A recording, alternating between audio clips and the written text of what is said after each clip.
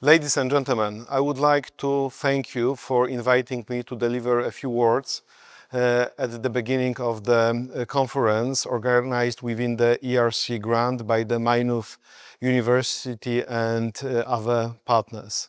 I would like to thank Professor Delia Ferry for taking up this important topic of access to culture for persons with disabilities, but also enhancing the cultural diversity through the EU law. I know that Professor Ferry is very much engaged into different issues relating to, on the one hand, multiculturalism, but on the other hand, to protection of different groups with vulnerabilities. We had a pleasure to cooperate with each other within the scientific committee of the Fundamental Rights Agency. I really regret that I cannot be any longer because of my duties within the FRAM committees, but I follow the work of this important body. And I'm really happy that some of the findings are later on research, articulated and deepened via different research projects. When it comes to the major topic of the conference, I must admit that I'm not a Minister of Culture. Maybe one day I will be, but I'm the Minister of Justice, which means that I have a little bit different field of expertise. But interestingly, even within the Ministry of Justice, we are dealing with a lot of projects concerning persons with disability. And I think one of the most important ones is the reform to eliminate or to reform the institution of incapacity guardianship and restructuring of this institution into the system of the support for persons with disability in making decisions on their private life. And when we are thinking about persons with disabilities, we should remember that on the basis of both EU law as well as on the basis of the UN Convention on Rights of Persons with Disabilities, persons with disabilities have a right to independent living. They have a right to decide on themselves.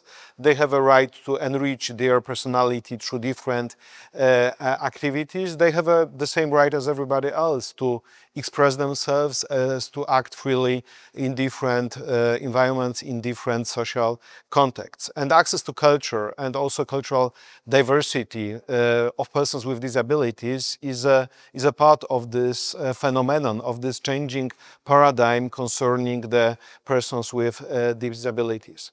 So I'm really grateful that you have decided to look at the problem from this specific perspective, that we are not just talking in a very general way about rights of persons with disabilities, but about some specific aspects, because it is only this way we can change the narrative, we can change the approach, but also we might have impact on EU policies regarding this aspect. I think we are quite happy that European Union as such, as the organization, is a party to the UN Convention on Rights of Persons with Disabilities. On the other hand, European Union, in its Article 19 of the Treaty on Functioning of the European Union, is obliged to undertake all different activities aiming towards ending or counteracting discrimination due to different grounds, including disability. We have also the EU Charter of Fundamental Rights that is referring on the one hand to disability, but on the other hand it is referring to artistic freedom, to freedom of expression. And this set of values that is enshrined in the EU law should be a guidance for everybody, for EU institutions, but also for making EU policies.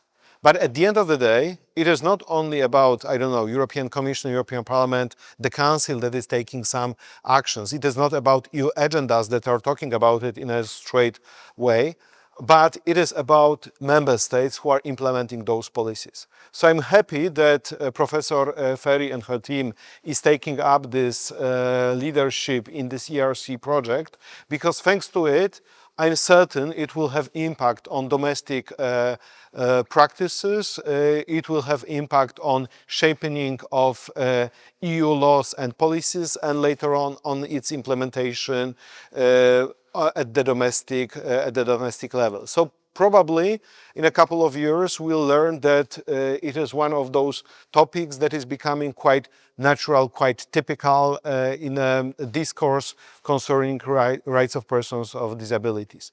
But we should remember that what is important, it is the right to independent living. And the independent living encompasses also access to culture, it encompasses free expression, free artistic activity and cultural diversity that is also part of our today's living together with persons with disabilities. I would like to wish you a good conference and once again congratulations to Professor Ferry. Delia, you are doing a great work. Thank you.